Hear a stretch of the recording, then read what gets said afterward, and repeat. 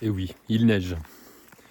Je me rends compte à quel point la nature peut des fois nous renvoyer sur une posture méditative, sur un contexte ou des choses qu'on aimerait aborder ou comprendre.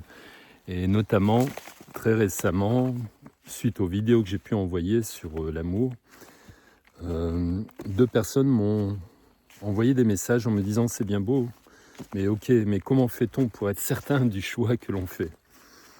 Alors si je reviens avec la neige qui tombe sur cette forêt qui était au préalable endormie, puisque c'est l'hiver, les arbres sont moins feuillus, on a cette impression qu'il y a une sorte d'endormissement, de mort.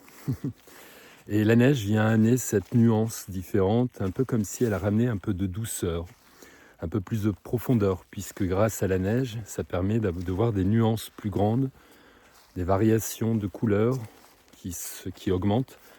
Donc voilà, il y a une vision qui s'éclaircit. Et cette douceur de la neige qui tombe sur ce paysage un peu mort pourrait être comparée à un maître qui pose la main doucement sur un disciple en lui disant « c'est bon, ne t'inquiète pas, tout ira bien, tout est juste, accepte et lâche prise ». De ce fait, en parallèle, je dirais que la forêt, et toujours en réponse aux questions qu'on m'a posées, la forêt est la représentation de notre mental.